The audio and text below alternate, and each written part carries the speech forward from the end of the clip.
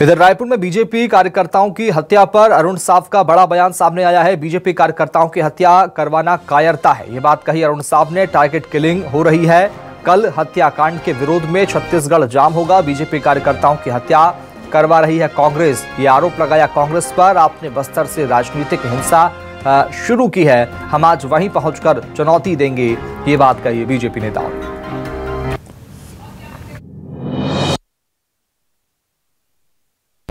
छत्तीसगढ़ को अपराध का गढ़ बना दिया गया है और ऐसे में ये बताता है कि आज राज्य की कांग्रेस सरकार को बचाने के लिए भारतीय जनता पार्टी आज जगदलपुर में बड़ा प्रदर्शन करने वाली है और कल पूरे छत्तीसगढ़ में चक्का जाम आंदोलन करने वाली है। भूपेश बघेल जी को याद रखना चाहिए कि 2003 से पहले जो सरकार बनी थी छत्तीसगढ़ में, उसने भी इसी प्रकार से तानाशाही और अलोकतांत्रिक कदम उठाए थे, जिसे छत्तीसगढ़ की जनता ने उखाड़ कर फेंका था। तो साफ तौर पर बीजेपी अब प्रदर्शन करेगी, चक्का जाम करेगी, विरोध जताएगी बीजेपी नेताओं की हत्या के मामले में। अब डीजीपी अशोक जुनेजा ने एनआईए को पत्र लिख दिया है। इस बात का जिक्र किया बीजेपी ने कि आपने बस्तर से हिंसा की शुरुआत की है। चलेंगे इस वक्त हमारे साथ में बीजेपी के प्रवक्ता अमित चिमनानी साहब जुड़ चुके हैं। सर, स्वागत है आपका न्यूज़ 24 मध्य प्रदेश छत्तीसगढ़ में। अब एनआईए से जांच की मांग, जांच की रिक्वेस्ट की है डीजीपी साहब ने। इधर बीजेपी चक्का जाम करेगी, क्या रणनीति है, क्या इससे ये सिलसिला रुकेगा, कैसे देखते हैं आप? मैं आपके लोकप्रिय चैनल के माध्यम से 4 प्रश्न जनता के बीच रखना चाह रहा हूँ। सबसे पहले महानिदेशक जी ने जो पत्र लिखा है वो सार्वजनिक क्यों कर दिया गया? इस विषय पर इस मांग को सार्वजनिक करके राजनीति करने का प्रयास कांग्रेस ने किया है, यह प्रमाणित हुआ। दूसरा विषय यह है कि राज्य सरकार ने स्वयं इस बात को मान लिया कि वो सुरक्षा देने में चूक गए। तीसरी बड़ी बात यह है कि राज्य सरकार और एजेंसियां स्वयं को भी अब इस मामले पर जांच करने में असक्षम मान रही हैं। वो ये मान चुके हैं कि इस विषय की जांच को वो स्वयं राज्य के स्तर पर करके जो छत्तीसगढ़ महतारी के सपूत शहीद हुए उनको न्याय नहीं दे सकता। तो ये राज्य सरकार अपने आप में एक बड़ी फेलियर अपने लिए स्वीकार कर रही है कि ना वो सुरक्षा दे पाई, ना वो जांच कर पाएगी। तो फिर राज्य सरकार है क्यों, किस काम के लिए? लूट खसोट के लिए? आपके सवालों का जवाब अमित जी, आपके सवालों का जवाब देंगे रितिन भंसाली। सर, स्वागत है आपका जुड़ने के लिए, बातचीत करने के लिए। सर, ये जो सीधा सवाल बीजेपी के प्रवक्ता अमित चिमनानी साहब पूछ रहे हैं आपसे, कांग्रेस पार्टी से पूछ रहे हैं, आपकी सरकार से पूछ रहे हैं कि आखिर कब ये सिलसिला रुकेगा? क्या ये सरकार का फेल्योर है?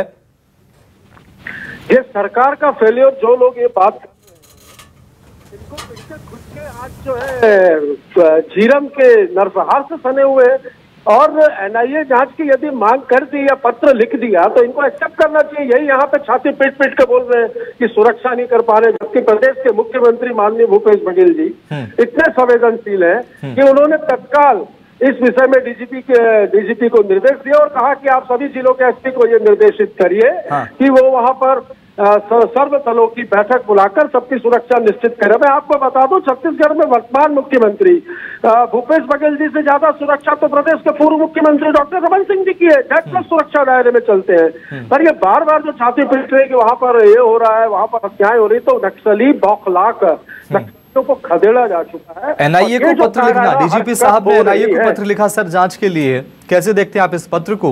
क्या वाकई इस पत्र को मैं इस तरीके से देखता हूं कि लगातार ये कह रहे थे कि ये हत्याएं जो है ये राज्य सरकार के उसमें हो रही है, राज्य सरकार का फेलर है। तो भाई राज्य सरकार की जांच पे और राज्य सरकार पे आपको भरोसा नहीं है तो केंद्र में आपकी सरकार है तो नेशनल इन्वेस्टिगेशन एजेंसी एनआईए से जांच करवा के पता करवा लीजिए। हमारी एक रिपोर्ट जो पड़ी है झीरम हत्याकांड की, उसकी जांच रिपोर्ट तो एनआईए दे नहीं रहा है, तो वो दिलवा दे। अमित जी, अब एनआईए जब जांच करेगी तो भरोसा होगा आपको? मेरे जो प्रश्न थे कि जब एनआईए जिन मामलों का जांच कर रही है उस पे राज्य सरकार ने स्वयं एसआईटी बिठा रखी है, तो अन्य मामलों पर आपको एनआईए पर भरोसा नहीं है, लेकिन भाजपा नेताओं की हत्या हो गई तो आप एनआईए को पत्र लिख रहे हैं। इसका साफ मतलब है कि कांग्रेस इन निर्मम हत्याओं से भी दुखी नहीं है। छत्तीसगढ़ महतारी के बच्चों का खून बहा है, परिवार उजड़े हैं, इसका दुख नहीं है कांग्रेस के नेताओं को, इसके बावजूद भी राजनीति कर रही है। महानिदेशक जो चिट्ठी लिखे हैं उसको सार्वजनिक करना जरूरी था। एनआईए को अगर मांग कर रहे हैं तो ये क्या सीक्रेट मैटर नहीं होता है? राज्य सरकार क्या खुद के दम पर जांच की एक शुरुआत भी नहीं कर सकती कि हाँ भले ही वो लोग भाजपा के थे लेकिन छत्तीसगढ़ के तो थे, हम कांग्रेस के लोग भी उनके साथ हैं, उनके निधन से दुखी हैं। झीरम घाटी कांड पर भाजपा के सारे नेताओं ने ये कहा कि वो कांग्रेस के नेता नहीं, वो छत्तीसगढ़ के नेता थे, उनकी शहादत हुई, उन पे हम लोग दुखी हुए, लेकिन कांग्रेस इस विषय पर दुखी क्यों नहीं है? बहरहाल बहुत शुक्रिया आप दोनों मेहमानों का। अमित जी, दिन जी आपका बहुत शुक्रिया आप दोनों का बातचीत करने के लिए। फिलहाल लेकिन अब देखना होगा कि एनआईए को पत्र जब लिखा है तो उसके बाद में जांच कब शुरू होती है, जांच में क्या नया निकलकर सामने आता। चलेंगे सहयोगी वैभव शिव पांडे के पास। जो पत्र लिखा है डीजीपी साहब ने एनआईए को, उस पत्र की क्या कुछ मायने हैं, इस पत्र का कितना असर पड़ेगा, क्या वाकई में जो बीजेपी के आरोप है वो सही साबित होंगे?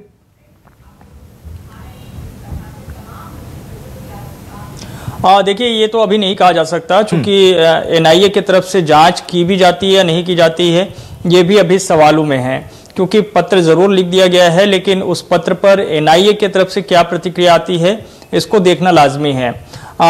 फिलहाल जो परिस्थितियां बस्तर के भीतर में बनी हुई है तो राज्य सरकार चाहेगी कि बीजेपी की तरफ से जो आरोप लगाए जा रहे हैं बेहतर होगा कि इसमें राष्ट्रीय एजेंसी की तरफ से जांच पड़ताल हो। अभी चाहूंगा आपके पास में इस वक्त हमारे साथ में बस्तर से एमपी दीपक बैद साहब जुड़ चुके। सर स्वागत है आपका। सर संसद में मुद्दा गरमाया था, आपने भी सुना होगा, और अब जब छत्तीसगढ़ में नेताओं की हत्या का मामला संसद तक पहुंच गया, आखिर जांच में कहां चूक रह जा रही, किसका फेल्योर आप मान पा रहे हैं सर?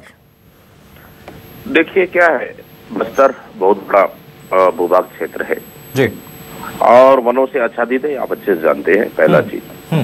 दूसरा चीज, अभी मूवमेंट बहुत ज्यादा कम हुआ है, कहीं न कहीं नक्सली अभी उपस्थिति दर्ज कराने के लिए इस तरह से घटनाओं का अंजाम दे रहे हैं। इसके लिए राज्य सरकार चिंतित है, हम लोग भी चिंतित हैं, और कहीं न कहीं इससे सावधानी बरतना चाहिए। दूसरी चीज, तीसरी चीज, देखिए भारतीय जनता पार्टी राजनीति कर रही है। अगर वास्तव में सुरक्षा का मुद्दा सिर्फ भारतीय जनता पार्टी के लिए नहीं है, हमारी सरकार के लिए, हम लोग के लिए भी है। प्रशासन से मिलकर बात करना चाहिए, इनको बैठ के बात करना चाहिए। मुख्यमंत्री से, छत्तीसगढ़ सरकार से इनको बैठ के बात करना चाहिए, इसको क्या समाधान कर सके, क्या सुझाव दे सके। कोई सुझाव है तो निश्चित रूप से देना चाहिए।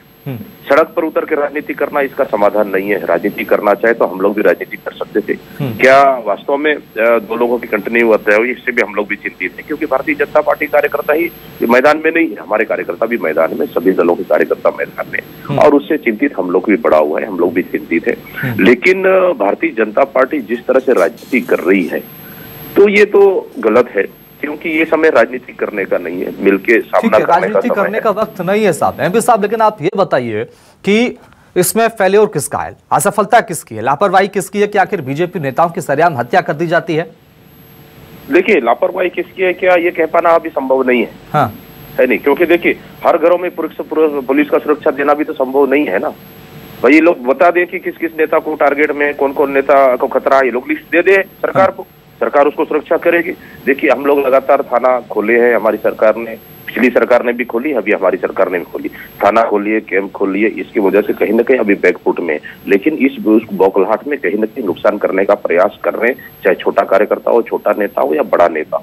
लेकिन भारतीय जनता पार्टी के पास वर्तमान में कोई मुद्दा नहीं है। क्या वास्तव में क्या उनके कार्यकर्ता क्षति हुआ है क्या हमारे पार्टी कार्यकर्ताओं का क्षति नहीं हुआ है क्या? झीरम घाटी जैसा घटना हुआ और कई हमारे बस्तर में कई पब्लिक मारे गए हैं, क्या उनके लिए भारतीय जनता पार्टी को बोलने के लिए कोई हक नहीं है क्या? क्या बड़े बड़े घटनाएं हुई कि जांच टीम बना के भेजी है क्या? सिर्फ अपने कार्यकर्ताओं के पीछे ना जाए भारतीय जनता पार्टी, बस्तर की जनता की चिंता भी करे। अगर बस्तर के विकास के लिए, बस्तर की जनता के लिए अगर कोई सुरक्षा की बात है, बीजेपी राजनीति कर रही है। फिलहाल बहुत शुक्रिया सर जुड़ने के लिए, बातचीत करने के लिए। दीपक बैद जी बहुत शुक्रिया बातचीत करने के लिए। चलेंगे एक बार फिर रायपुर, बात करेंगे सहयोगी वैभव शिव पांडे से। सुना हमने बीजेपी कांग्रेस के नेताओं को सुना, अभी सांसद जी जुड़े थे उनकी बात भी हमने सुनी। साफ तौर पर बीजेपी पर सियासत करने का आरोप लगाया है। कैसे देखते हैं आप इस पूरे घटनाक्रम को?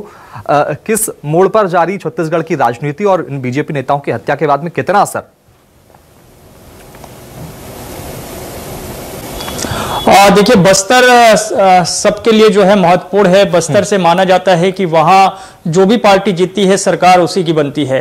तो इस वक्त जो हालात बस्तर के भीतर में है, जाहिर तौर पर उसे सियासी दल के लोग चाहेंगे कि उस मुद्दे को जोर शोर से भुनाया जाए। और पिछले कई दिनों से बीजेपी जिस तरीके से इस मुद्दे को उठा रही है, उससे एक साफ संकेत मिल रहा है कि 2023 में ये घटनाएं जो है बीजेपी के लिए एक चुनावी मुद्दा रहेगा। इससे इनकार नहीं किया जा सकता। हाँ। क्योंकि बीजेपी का प्रदर्शन आज भी है और कल पूरे प्रदेश भर में इसी मुद्दे को लेकर के चक्का जाम किया जा रहा है। तो बीजेपी का स्टैंड तो बहुत क्लियर है। हाँ। लेकिन फिलहाल जो मौजूदा सरकार है और कांग्रेस पार्टी है, उनके लिए दिक्कत जरूर है कि वो इस मुद्दे को किस तरीके से ले। डीजीपी की तरफ से पत्र लिखा जाना एनआईए को यह साफ तौर पे बता रहा है कि इस मामले को लेकर के सरकार किसी पचड़े में नहीं पड़ना चाहती है। सरकार अपने ऊपर किसी भी तरह से कोई आरोप नहीं लेना चाहती है कि सरकार की तरफ से जांच की गई बात हो या अब तक जो घटी है घटना, उसको लेकर के जो सवालों के घेरे में सरकार है। इसलिए वो चाहती है कि केंद्रीय एजेंसी की तरफ से जांच हो जाए, जिससे दूध का दूध और पानी का पानी हो सके। अगर केंद्रीय एजेंसी की तरफ से जांच की जाती है और उसमें जो रिपोर्ट सामने आएगी, अगर उसमें कहीं कोई बात, अगर कोई लापरवाही, कोई खामी नजर आती है, तो सीधे तौर पर वो मसला केंद्र और राज्य के बीच का हो जाएगा। उसमें बीजेपी कांग्रेस वाली स्थिति नहीं बनेगी। तब कांग्रेस के पास भी कुछ कहने के लिए बातें होगी और बीजेपी के पास तो है। तो इसलिए डीजीपी की तरफ से यह पत्र लिख दिया गया है, क्योंकि बार बार जो है बस्तर के भीतर से ये सवाल उठ रहे थे कि इस पर जांच क्यों नहीं हो रही है। अब देखिए, जांच क्यों नहीं हो रही है, इसी सवाल के साथ डीजीपी ने सीधे एनआईए को पत्र लिखकर कह दिया है कि इन मामलों की जांच की जाए। हालांकि बहुत संभावना कम है कि एनआईए की तरफ से इस मामले की जांच की जाए। जी ठीक है, बहुत शुक्रिया वैभव पांडे खबर को विस्तार से बताने के लिए, बातचीत करने के लिए।